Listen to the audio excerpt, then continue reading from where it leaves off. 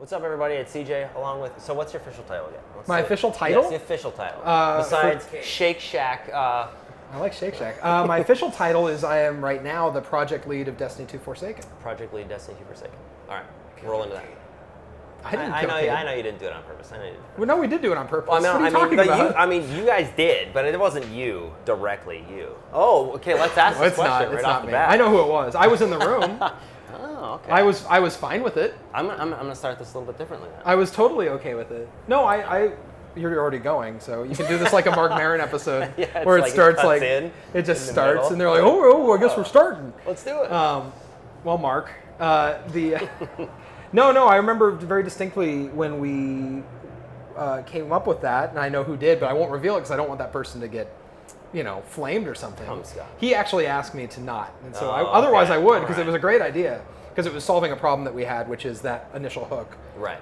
And it was one of those things where it was like, well, what if we killed a character? And and then it was like, Petra, no, like who cares? And it's not who cares, but you know what I mean. Like, it's not that same resonance. We love Cade.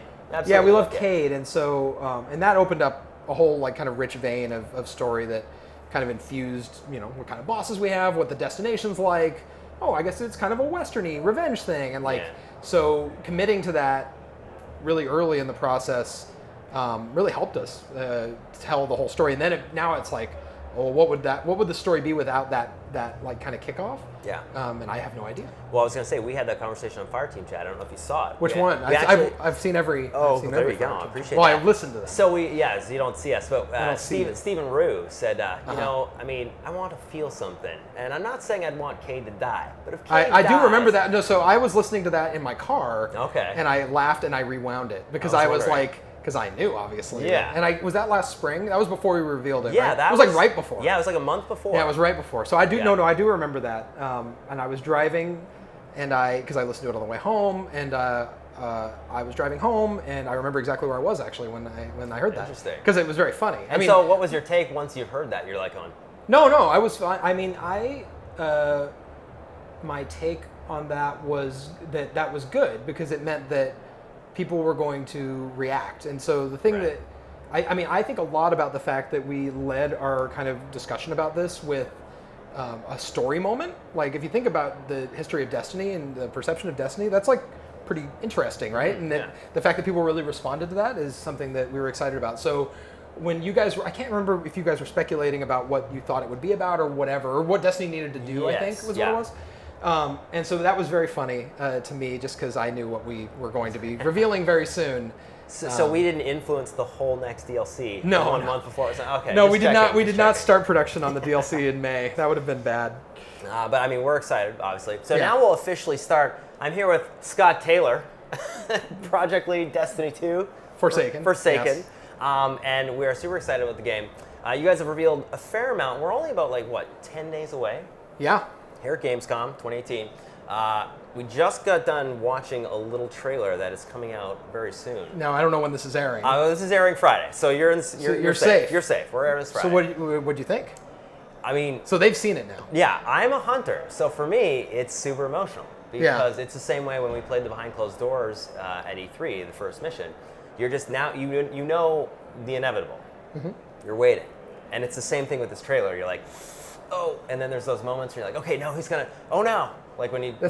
I will say, you guys had given that feedback, and some other people had too, and that is not something, that is something we've heard, but it's an example of something where that was not a part of the design, was to make you go, yeah. I mean, but it's interesting, that it adds a layer there that we were not anticipating. That's really interesting. Well, I feel like Cade is the person that you resonate with most in Taken King. Like we said, he saved Destiny. He was the guy who came and brought that storyline and that humor and all that stuff. Yeah. So to actually see him in this moment of peril, there's nobody else to see. But you also get to see him do some really cool stuff that we've never seen before. He's doing the little homage to some movies there. I'm sure he has the moment with his horn. The moment with the horn, which that was super cool at the very end. He's like, and I was not sure what he was doing for a second there, and I was like, oh, okay, well, of course. Yeah, that's a nice little moment. Little touch. But so talk about the moment where you guys decided you're going to actually stick with this. Which I mean, again, Deej just said, and I asked him on the last show, Cade is dead.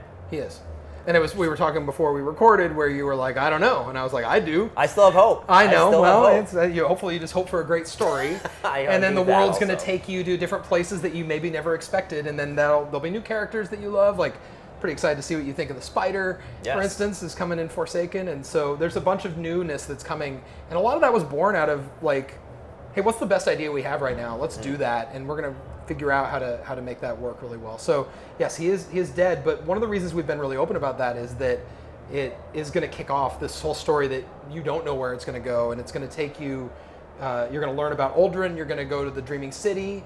You're going to learn about the Awoken in a way you haven't before. So it opens up all these different things that we don't think we would have been able to earn, for lack of a better word, without doing something like this. And also, Destiny is a living world, and so to not really embrace that and use it would be a shame, I think. And so just the fact that we're having this conversation to me means that I feel really good about the fact that we made this decision, because it's going to usher in new characters that we love and allow, for instance, Petra's like fantastic in this game. Yeah. And so there's a whole new kind of layer that we're getting to see. Well, so now you mentioned new characters. That's something that I think people have been speculating a lot. Who replaces Cade in the tower? There needs to be a new. You're going to see what happens. You're going to see what happens in the game. I don't want to give you everything. No, that's fine. But we did ask ourselves once we committed to having Cade die, like, not just what does that mean for like the logistics of like who gives treasure maps out or whatever, but those things too. You had to solve those problems. But we also thought, well, what does Korra think of this? Like, they've been a team for a long time. They're a fire team. Yeah. Like, if you lose one of your fire team, what does that do to you? The dynamic's a little bit different. What does that change? How does Korra react? What's Zavala do? How does that change their relationship? And that was like, oh, that's interesting. And so you're going to learn about all those things. And for the moment, what happens if the hunters don't have a vanguard? Yeah. Like, we're gonna play with that a little bit. That's cool. So talking about some of the things that you're doing in Forsaken now, you mentioned obviously collections. Yeah. Very big deal. Is there anything that's new that's coming out that you might be able to give the Fireteam chat fans or the IGN fans a little exclusive maybe? A little exclusive. Well, one thing, if anyone here has talked to me, they understand how passionate I am about the lore in the game. And one thing that we've talked about a bit, but I just don't think people quite understand, is the lore objects and in the Triumphs page, where you are going to be able to collect short stories, and there's objects in the world. And so that is something that is not only coming to Tangled Shore and Dreaming City, but there's also going to be some items that you're going to be able to find, say, on EDZ. And so all players of Destiny 2 are going to be able to participate in finding these short stories.